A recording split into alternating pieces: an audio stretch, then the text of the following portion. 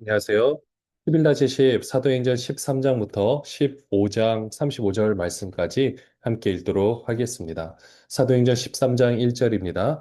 안디옥 교회에 선지자들과 교사들이 있으니 곧 바나바와 니게르라 하는 시므온과 구레네 사람 루기오와 분봉와 헤롯의 젖동생 마나엔과 및 사울이라. 주를 섬겨 금식할 때에 성령이 이르시되 내가 불러 시키는 일을 위하여 바나바와 사울을 따로 세우라 하시니 이에 금식하며 기도하고 두 사람에게 안수하여 보내니라. 안디옥 교회, 수리 안디옥 교회를 말하고 있죠. 헬라인에게 복음을 전해서 새롭게 개척된 그 교회. 여기 보니까 선지자들도 있고 교사들도 있고 그 당시에 지도층 인사라고 보시면 되는데요. 그 이름들이 이렇게 나와 있습니다. 보니까 뭐 시몬도 있고 니게르라는 시므온, 또 구레네 사람 루기오, 어, 몇몇 구레네 사람들이 그 복음을 전했다라고 헬라인에게 복음을 전했다라고 했는데 그 중심 인물들의 이름이 이렇게 나와 있는 것을 봅니다. 이제 이들을 통해서 이제 따로 그 금식하며 이렇게 기도를 하고 있었는데 이제 내가 불러 시키는 일, 바로 이제 전도 여행을 떠나는 이 길이죠. 그것을 위해서 바나바와 사울을 따로 세우라고 하셔서 두 사람에게 안수하여 보내게 됩니다.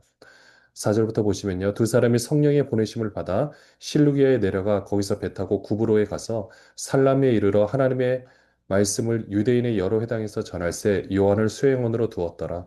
온 섬 가운데로 지나서 바보에 이르러 바 예수라 하는 유대인 거짓 선지자의 마술사를 만나니 그가 총독 서기오 바울과 함께 있으니 서기오 바울은 지혜 있는 사람이라. 바나바와 사울을 불러 하나님의 말씀을 듣고자 하더라. 이 마술사 엘루마는 이 이름을 번역하면 마술사라. 그들을 대적하여 총독으로 믿지 못하게 힘쓰니 바울이라고 하는 사울이 성령이 충만하여 그를 주목하고 이르되 모든 거짓과 악행이 가득한 자요 마귀의 자식이요 모든 의의 원수요 주의 바른 길을 굳게 하기를 그치지 아니하겠느냐 보라 이제 주의 손이 내 위에 있으니 내가 맹인이 되어 얼마 동안 해를 보지 못하리라 하니 즉시 안개와 어둠이 그를 덮어 인도할 사람을 두루 구하는지라 이에 총독이 그렇게 된 것을 보고 믿으며 주의 가르치심을 놀랍게 여기니라. 어, 바울과 시- 어, 바울과 바나바가 함께 이제 실루기아로 내려가서 이제 항구 도시니까요. 배 타고 구브로, 키프로 사이프러스라고 하는 그 섬에 이르게 됩니다. 그곳에 살라미에 이르러서 이제 바보까지 쭉 가는데요. 처음에는 유대인의 여러 회당에서 이렇게 복음을 전하는데 마가 요한이죠. 수행원으로 두게 됩니다. 그곳에 가보니까 총독이 서기오 바울인데 그 서기오 바울 옆에 마술사 엘루마가 있었는데요. 이 엘루마가 서기오 바울이 예수를 믿지 못하게 계속 방해를 하니까 바울이 결국 그 귀신을 쫓아내게 됩니다. 그 모든 과정을 본 총독이 예수를 믿게 되는 거죠. 이거는 정말 놀라운 사건이죠. 13절, 13절부터 보시면은요. 바울과 및 동행하는 사람들이 바보에서 배 타고 밤빌레아에 있는 버가에 이르니 요한은 그들에게서 떠나 예루살렘으로 돌아가고 그들은 버가에서 더 나아가 비시대 안디옥에 이르러 안식일에 회당에 들어가 앉으니라. 율법과 선지자의 글을 읽은 후에 회당장들이 사람을 보내어 물어 이르되 형제들아 만일 백성을 권할 말이 있거든 말하라 하니 바울이 일어나 손짓하며 말하되 이스라엘 사람들과 및 하나님을 경외하는 사람들아 들으라. 이 이스라엘 백성이 하나님이 우리 조상들을 택하시고 애굽 땅에서 나그네 된 그 백성을 높여 큰 권능으로 인도하여 내사 광야에서 약 40년간 그들의 소행을 참으시고 가나안 땅 일곱 족속을 멸하사 그 땅을 기업으로 주시기까지 약 450년간이라. 그 후에 선지자 사무엘 때까지 사사를 주셨더니 그 후에 그들이 왕을 구하거늘 하나님이 베냐민 지파 사람 기스의 아들 사울을 40년간 주셨다가 패하시고 다윗을 왕으로 세우시고 증언하여 이르시되 내가 이새의 아들 다윗을 만나니 내 마음에 맞는 사람이라 내 뜻을 다 이루리라 하시더니 하나님이 약속하신 대로 이 사람의 후손에서 이스라엘을 위하여 구주를 세우셨으니 곧 예수라. 그가 오시기에 앞서 요한이 먼저 회개의 세례를 이스라엘 모든 백성에게 전파하니라.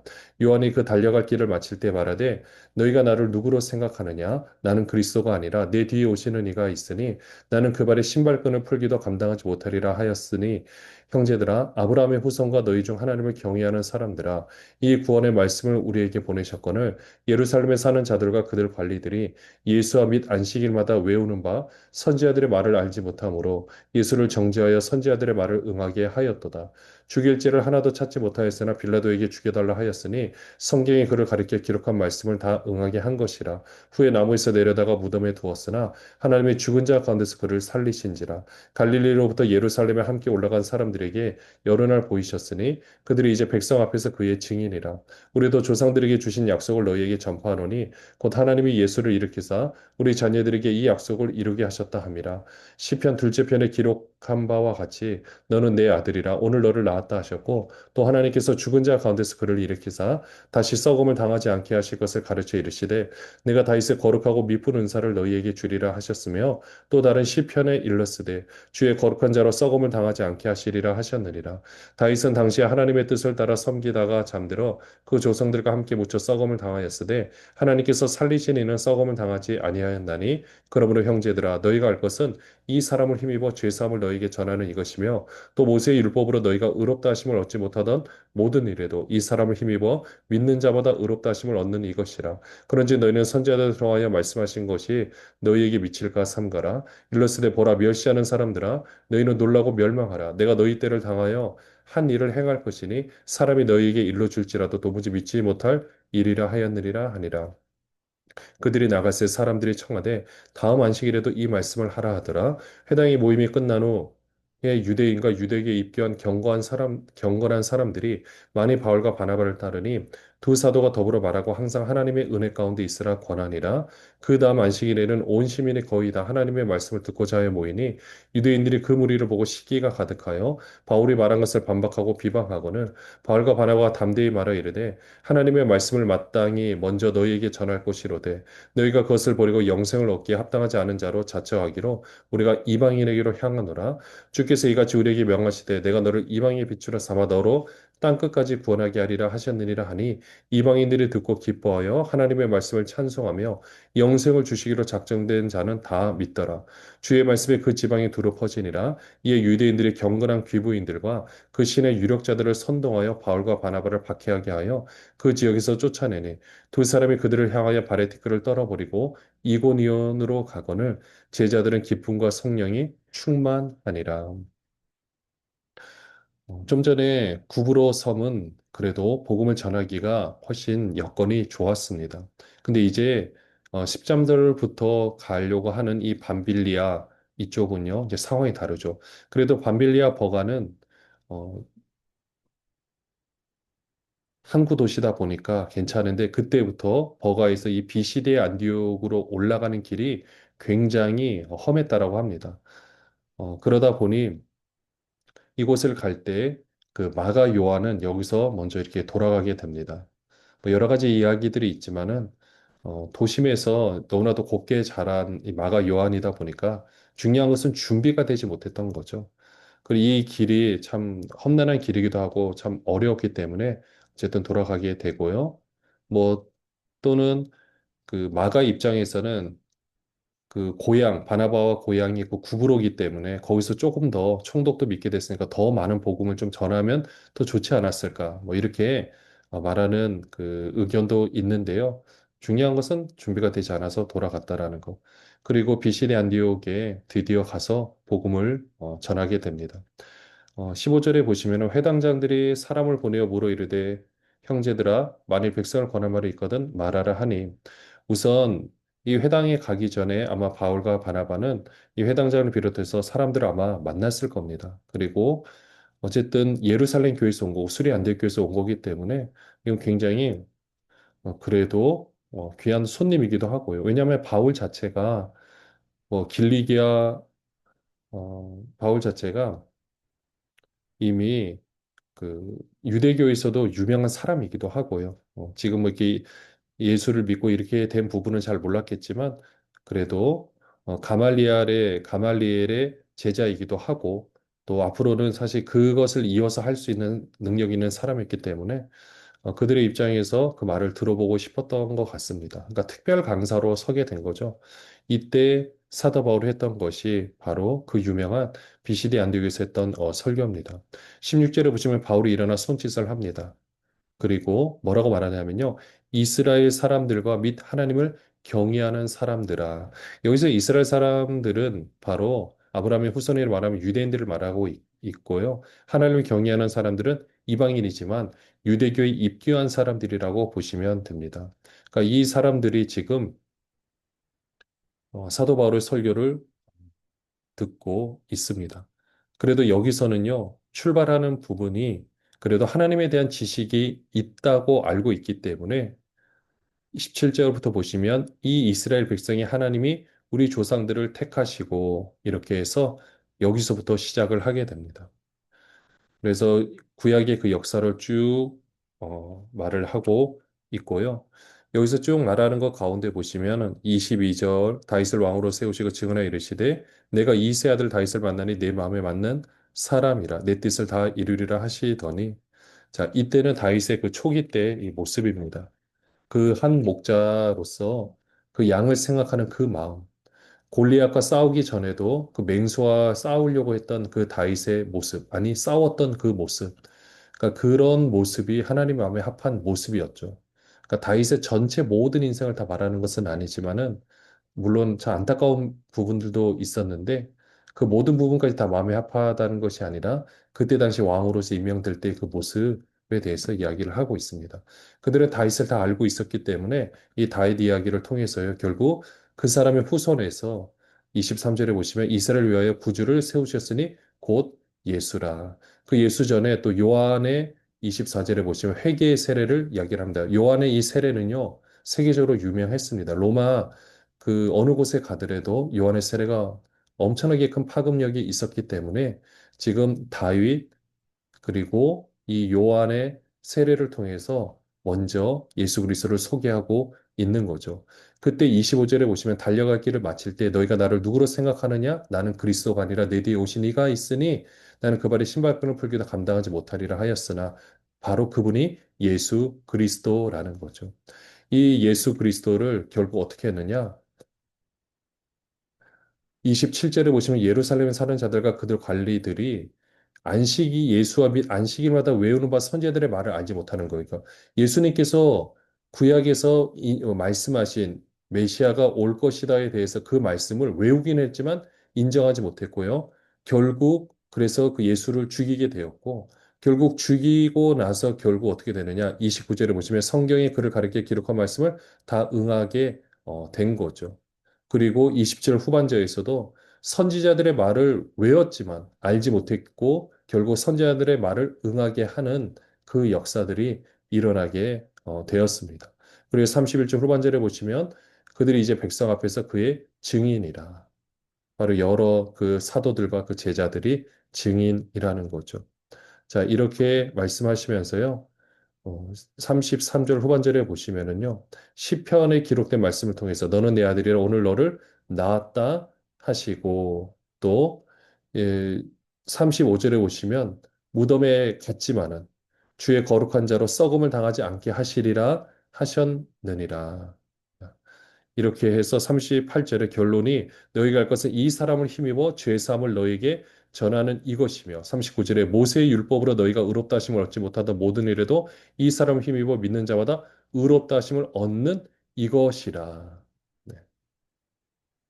그러면 너희가 이 말씀을 어떻게 되느냐? 너희가 이것을 굉장히 중요하게 여겨야 한다라는 거죠. 41절에 보시면 보라 멸시하는 사람들아 너희는 놀라고 멸망하라. 자, 이렇게 말씀을 합니다.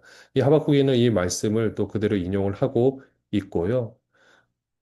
다음에 또 너희에게 일러 줄지라 도무지 믿지 못할 일이라 하였느니라.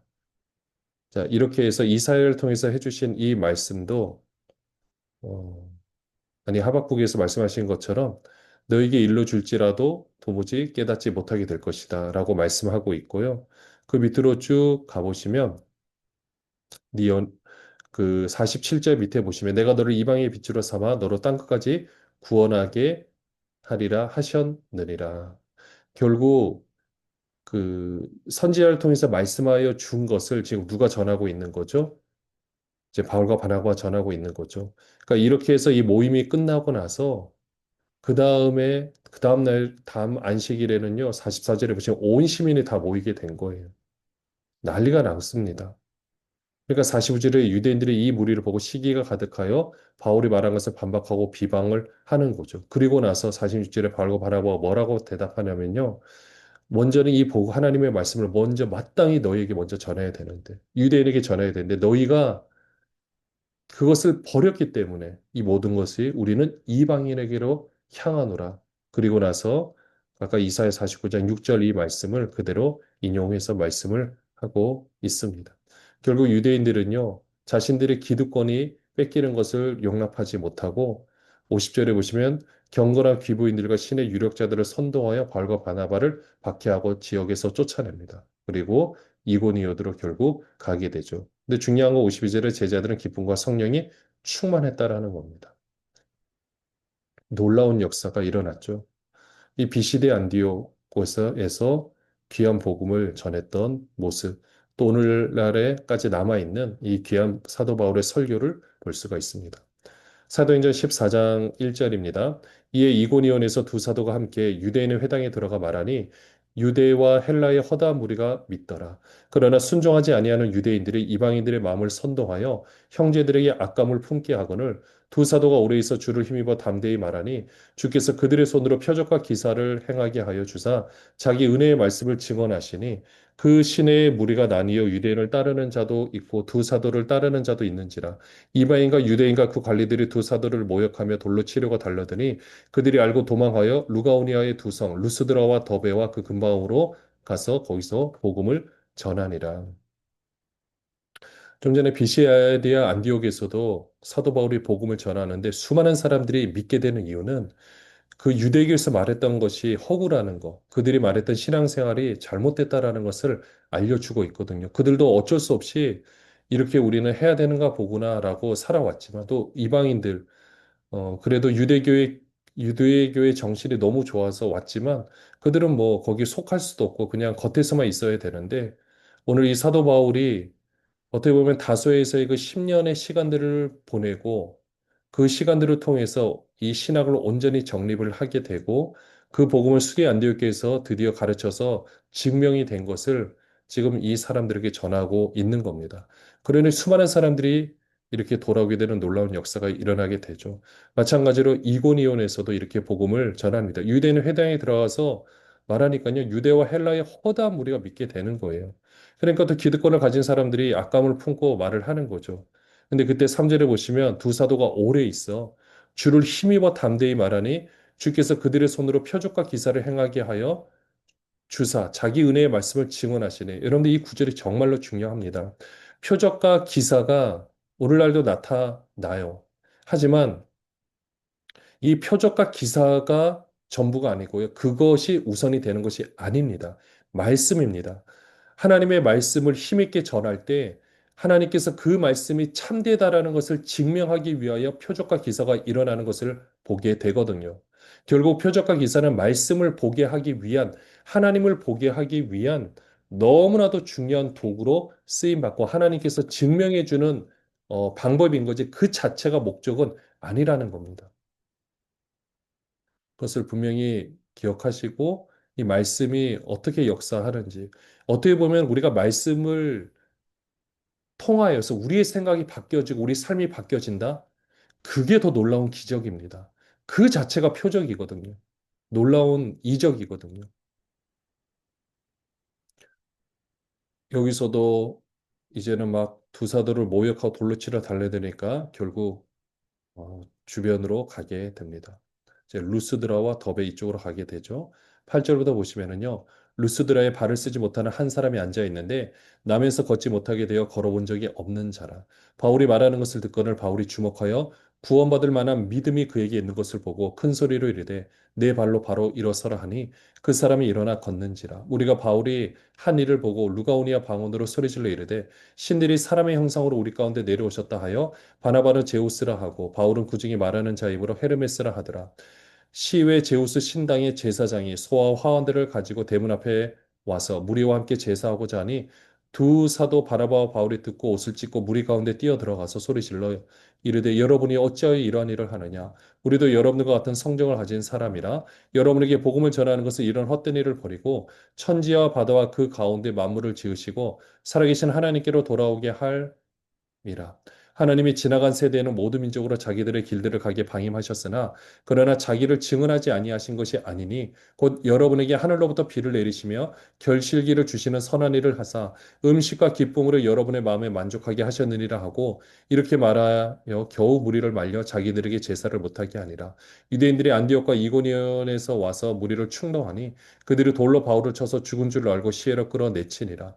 제자들이 둘러섰을 때 바울이 일어나 그 성에 들어갔다가 이튿날 바나바와 함께 더베로 가서 복음을 그 성에서 전하여 많은 사람을 제자로 삼고 루스드라와 이고니온과 안디옥으로 돌아가서 제자들의 마음을 굳게 하여 이 믿음에 머물러 있으라 권하고 또 우리가 하나님의 나라에 들어가려면 많은 환난을 겪어야 할 것이라 하고 각 교회에서 장로들을 택하여 금식 기도하며 그들이 믿는 주께 그들을 위탁하고 비시디아 가운데로 지나서 밤빌리아 이르러 말씀을 버가에서 전하고 아달리아로 내려가서 거기서 배 타고 안디옥에 이르니 이곳은 두 사도가 이룬 그 일을 위하여 전에 하나님의 은혜에 부탁하던 곳이라. 그들이 이르러 교회를 모아 하나님이 함께 행하신 모든 일과 이방인들에게 믿음의 문을 여신 것을 보고 하고 제자들과 함께 오래 있으니라. 루스드라에서 복음을 전합니다. 보니까 발을 쓰지 못하는 한 사람이 앉아 있는데 남에서 한 번도 걸어보지 못한 사람이에요. 근데 이 사람이 바울이 말하는 것을 듣는데 바울이 보니까 구원받을 만한 믿음이 있어요. 그래서 큰 소리로 명해서 일어나 걸으라고 하니까 그 사람이 일어나서 걷게 됩니다. 이러니까 주 루스드라에 있는 사람들이 난리가 났습니다. 뭐라고 얘기를 했냐면요. 신들이 사람의 형상으로 내려왔다. 왜냐하면 그 전에 거기서 내려오는 하나의 어떤 뭐 설화 같은 걸 보면은 예전에 제우스 신이 인간의 몸을 입고 내려왔는데 하나 뭐 대접해주는 사람이 없다라는 거죠. 그래서 뭐 가난한 뭔가 누가 이렇게 대접을 했는데 나머지는 그냥 다 죽여버렸다라는 뭐 그런 설화가 있습니다. 그러다 보니 지금 이 놀라운 일을 행한 것을 보니까 아, 신들이 또 하나님의 형상으로 내려왔구나. 우리가 예전의 잘못을 반복하면 안 되겠다. 그래서 제사를 드리고 막 대접을 하려고 하는 거죠. 맨 처음에 바울과 바나바는 이게 뭐 하는 건가라고 생각했다가 이렇게 보니까 막 제사장들이고 그 사람들이 와서 자기한테 제사를 지내는 줄 알고 이제 난리가 나는 거죠. 이렇게 하면 안 된다라고. 그리고 14절에 막 옷을 찢고 무리 가운데 뛰어들어서 소리 지르면서 막 막은 겁니다. 그러면서 15절에 어찌하여 이런 일을 합니까? 우리도 여러분들 같은 성정을 가진 사람이라. 그러면서 또 복음을 전하는데요. 16절에 이런 일을 15절 후반절에 이런 헛된 일을 버리고 그러니까 복음을 전하는 것이 뭐냐? 이런 헛된 일을 버리고 천지와 바다 그 가운데 만물을 지으시고 살아계신 하나님께로 돌아오게 함이라. 그러니까 제사를 지내서 신들을 달래는 개념이 아니라 이 세상 만물을 지으신 하나님의 법칙대로 하나님 말씀대로 살라고 복음을 전한다라는 거죠. 16절에 예전에는 자기들의 길을 그냥 방임하셨다라는 거예요. 그냥 가게 하셨지만 17절에 자기를 증언하지 않은 것은 아니죠. 뭐냐, 하늘로부터 비를 내리시고 또 결시기를 주시는 선한 일을 하고 음식과 기쁨을 여러분의 마음에 만족하게 하셨다라는 거죠. 이렇게 해서 결국 모든 것들을 사실은 다 알려 주셨는데 그걸 가지고 지금 비를 내리는 바알신에게 음행을 해서 비를 내려야 된다고 생각하고 어떤 것에 막 심지어는 자식을 바쳐야 된다고 생각하고 절대 그렇게 하지 말라라는 거죠. 근데 이 가운데도 19절에 보시면 유대인들이 얼마나 열심인지 이 안디옥, 비시디 안디옥하고 이고니온까지 와가지고 막 무리를 충동해서 어떻게 돌로 바울을 쳐서 죽입니다. 어, 여기서는 죽은 줄로 알고라고 생각했는데 사실은 왜 죽였냐라고 말씀을 드렸냐면 죽은 것은 아니라 할지라도 이 사람들이 봤을 때 거의 죽은 줄로 알으니까 시외로 끌어내치지 않았겠습니까? 시외로 끌어내쳤다는 것은 시체를 거의 다 그렇게 버리는 거거든요.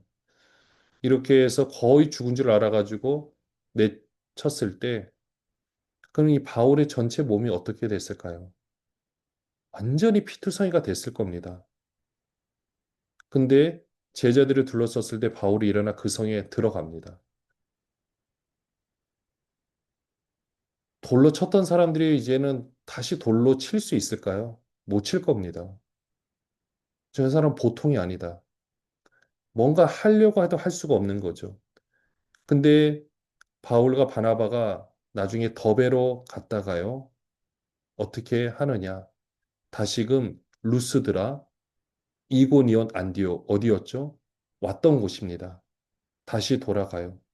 왜 돌아갔을까? 22절에 나오죠. 제자들의 마음을 굳게 하여. 지금 교회를 세운 거잖아요. 그리고 현지 지도자를 세워서 뭔가 이 교회가 이제 활성화되어야 되는데 자신의 이러한 일을 겪으니 얼마나 많은 사람들이 충격을 받게 되었습니까? 아, 이렇게 될 수 있겠구나. 그래서 어떻게 보면요, 사도 바울은 거의 죽었는지도 모릅니다.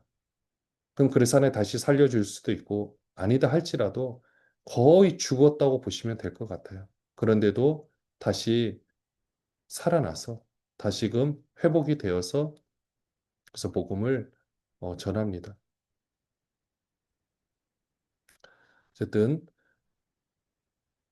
성경에서는 죽었다고 다시 살아났다고 표현하고 있지 않습니다. 그러니까 정확한 것은 죽은 줄로 알고 시혜를 끌어내쳤느라. 근데 거의 이제 이렇게 했다가 다시금 회복이 된다고 보시면 되겠죠. 이렇게 돌아가면서 머물러 있으라 권하고 하나님의 나라에 들어가려면 많은 환난을 겪어야 할 것이라. 사도 바울은 본인이 돌을 맞으며 누구를 생각했을까요? 저는 스데반을 생각했다고 합니다. 자신이 그렇게 핍박하는 사람이었다라는 것. 그리고 그들을 다시 한번 환란을 겪지만은 지금 내가 이렇게 회복된 것처럼 이게 그냥 일반적이라면 이렇게 거의 죽을 뻔하다가 다시 움직이는 게 쉽지 않을 겁니다. 정말 비상한 하나님의 섭리가 있었다라고 봐요. 그러니까 당신들도 힘들고 어려운 일이 있어도 하나님께서 지켜주신다. 어떻게 보면 이렇게 위로를 했을 것 같습니다. 그리고 비시디아를 지나서 밤빌리아 그 버가에 갔다가 아탈리아 항구 도시죠. 그리고 다시 수리 안디옥에 가고요. 거기서 선교 보고를 하고 제자들과 함께 오래 있게 됩니다.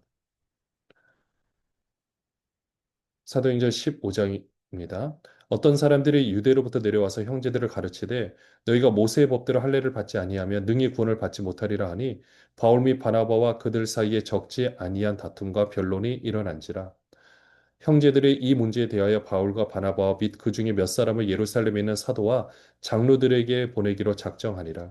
그들이 교회의 전송을 받고 베니게와 사마리아로 다니며 이방인들이 주께 돌아온 일을 말하여 형제들을 다 크게 기쁘게 하더라. 예루살렘에 이르러 교회와 사도와 장로들에게 영접을 받고 하나님이 자기들과 함께 계셔 행하신 모든 일을 말하며 바리새파 중에 어떤 믿는 사람들이 일어나 말하되 이방인에게 할례를 행하고 모세 율법을 지키라 명하는 것이 마땅하다 하니라.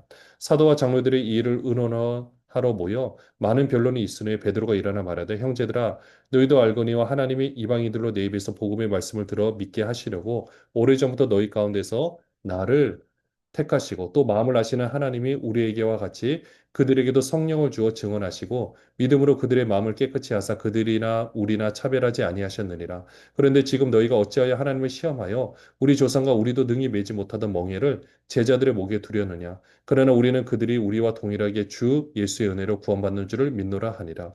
온 무리가 가만히 있어 바나바와 바울이 하나님께서 자기들로 말미암아 이방인 중에서 행하신 표적과 기사에 관하여 말하는 것을 듣더니 말을 마침에 야고보가 대답하여 이르되 형제들아 내 말을 들으라. 하나님이 처음으로 이방인 중에서 자기 이름을 위할 백성을 취하시려고 그들을 돌보신 것을 시몬이 말하였으니 선지자들이 들의 말씀이 이와 일치하도다. 기록된 바 이후에 내가 돌아와서 다윗의 무너진 장막을 다시 지으며 또 그 허물어진 것을 다시 지어 일으키리니 이는 그 남은 사람들과 내 이름으로 일컬음을 받는 모든 이방인들로 주를 찾게 하려 함이라 하셨으니 즉 예로부터 이것을 알게 하시는 주의 말씀이라 함과 같으니라. 그러므로 내 의견에는 이방인 중에서 하나님께로 돌아오는 자들을 기록해 하지 말고 다만 우상의 더러운 것과 음행과 목매어 죽인 것과 피를 멀리하라고 편지하는 것이 옳으니 이는 예로부터 각성에서 모세를 전하는 자가 있어 안식일마다 회당에서 그 글을 읽음이라 하더라. 어떤 사람들이 지금 수리의 안디옥 교회에 온 겁니다. 그러니까 유대로부터 내려와서 형제들을 가르치는데요.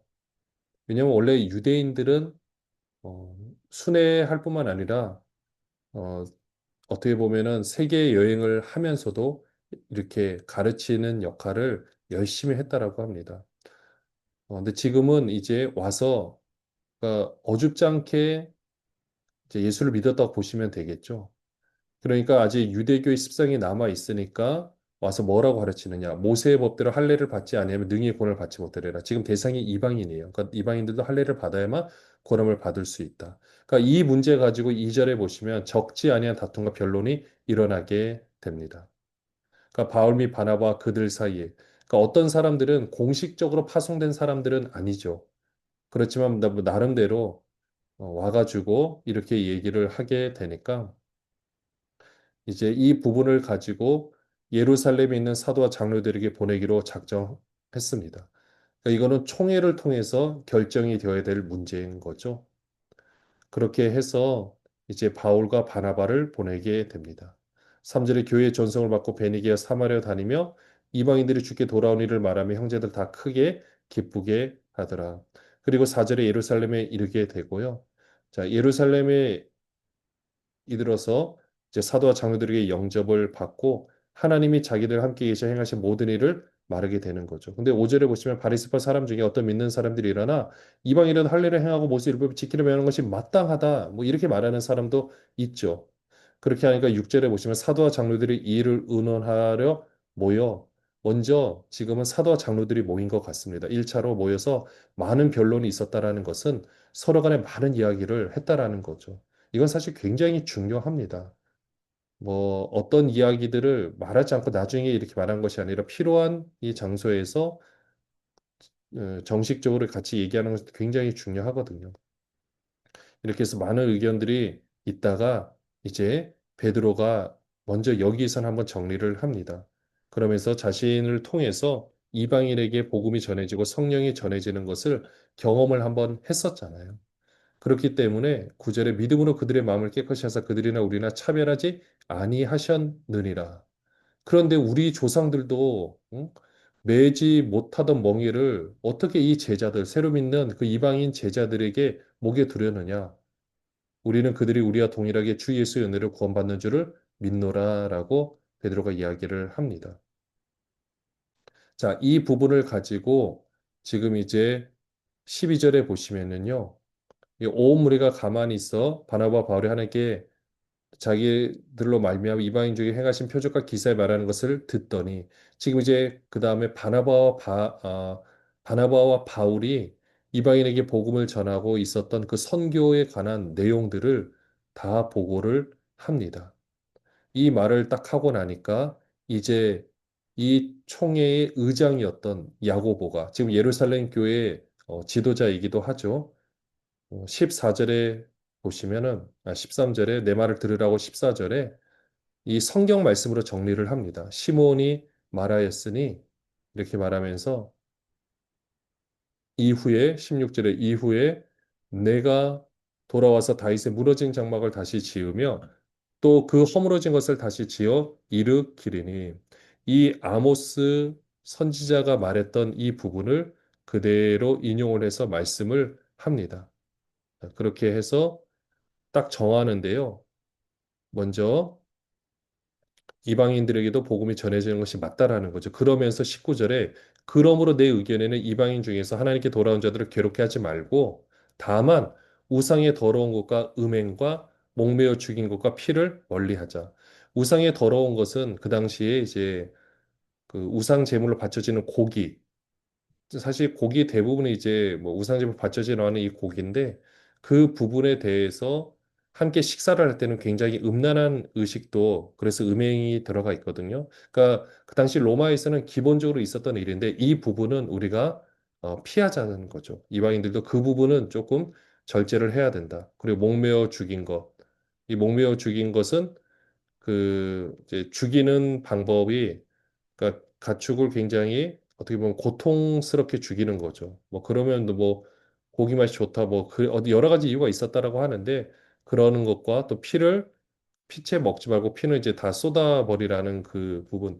유대교인들은 이것을 철저히 지켰거든요. 그러니까 이런 부분을 좀 상충되는 그러니까 이 부분을 좀 절충해서 이렇게 지키는 것이 좋다. 왜냐 이것은 이미 안식일마다 회당에서 이 글을 읽는다라는 거죠. 그러니까 유대인들 중에 기독교를 회심하는 사람들을 원래 지켜왔던 부분들이거든요. 그러니까 요 정도는 우리가 지키는 것이 좋다. 이렇게 정리를 하게 됩니다.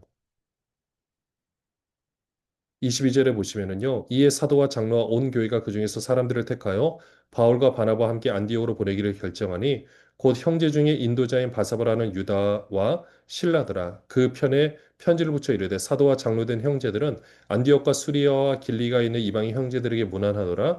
들은즉 우리 가운데서 어떤 사람들이 우리의 지시도 없이 나가서 말로 너희를 괴롭게 하고 마음을 혼란하게 한다 하기로 사람을 택하여 우리 주 예수 그리스도의 이름을 위하여 생명을 아끼지 아니하는 자인 우리가 사랑하는 바나바와 바울과 함께 너희에게 보내기를 만장일치로 결정하였노라.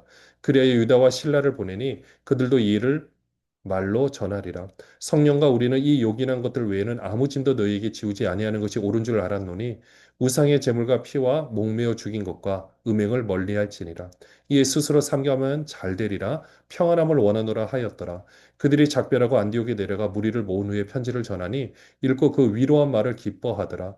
유다와 실라도 선지자라 여러 말로 형제를 권면하여 굳게 하고 얼마 있다가 평안히 가라는 전송을 형제들에게 받고 자기를 보내던 사람들에게로 돌아가되 바울과 바나바는 안디옥에서 유하며 수다한 다른 사람들과 함께 주의 말씀을 가르치며 전파하니라. 이제 그 이방인 교회에게 보내는 편지, 이제 공문서라고 할 수 있겠죠. 그 내용을 보니까요. 어떻게 되어 있냐면 먼저 24절부터 보시면은요. 우리 가운데서 어떤 사람들 우리의 지시도 없이 그러니까 공식적으로 간 것이 아니라는 거죠. 그래 가서 너희를 막 마음 괴롭게 하고 마음을 혼란하게 했다는 얘기를 듣고 이제 우리가 다 입장을 정리를 했다. 그래 만장일치로 결정했다라고 되어 있죠. 그러니까 야고보의 그 절충 안으로 이방인에게 할례를 행하지 않아도 되고 그러니까 나머지만 몇 가지만 지키면 된다라고 딱 정리한 것을 결정했다라는 거죠. 자, 이렇게 해서 그거 보내는데 이걸 그냥 보내는 것이 아니라 그 유다와 실라를 통해서 그냥 공문서만 바나바와 바울한테 보내는 것이 아니라 너무 사안이 중대하고 이것을 아주 공식적으로 이렇게 하기 위해서 이 사람들을 통해서 보낸다라고 이야기를 합니다. 32절에 보시면 유다와 실라도 선지자라 여러 말로 형제를 권면하여 굳게 하고 이들이 왔으니 또 얼마나 공신력 있게 말을 했겠습니까? 이 부분에서 보면 정말 이 권위가 아름답게 질서와 조화를 통해서 이루어지는 모습이 참 멋있다라는 것이 보여집니다. 그러니까 하나님의 그 놀라운 권위가 교회에서 지도자와 함께 어우러져서 이 모든 일들이 질서 있고 조화 있게 이루어가는 모습이 진짜 권위의 진짜 모습이더라고요. 또 하나님께서는 그것을 기뻐하시고 그렇게 할 때 하나님께서 또 선하게 역사를 하시는 이 모습을 보면서 모든 것들이 참 귀하다라는 것을 다시 한번 생각해 봅니다. 그리고 이것을 위해서 준비한 정말 그 사도 바울의 그 헌신적인 모습과 또 바나바의 그 사람을 보는 이 안목, 이 모든 것이 조화를 이루어 결국 오늘도 우리가 예수를 믿게 되는 것을 봅니다. 오늘 이 귀한 말씀을 통해서 지금도 역사에 가는 하나님의 손길, 지금도 우리를 통해서 이루어가는 그 모든 것들을 바라보고 나갈 수 있는 모든 분 되시기를 주님의 이름으로 축원합니다. 기도하겠습니다. 하나님 아버지, 하나하나 모든 모습들이 참 귀하고 복됩니다. 질서 가운데 조화롭게 모든 것을 이루어가는 이 하나님의 권위를 통한 이 놀라운 역사들을 보니 너무나도 멋있습니다. 이 놀라운 이 권위와 아름다운 질서와 조화를 통하여 주님의 몸된 교회가 바르게 서가고 하나님의 말씀이 더 흥왕하여 많은 사람들에게 선한 영향력을 끼칠 수 있도록 인도하여 주시옵소서. 예수 그리스도의 이름으로 기도합니다. 아멘. 하세요.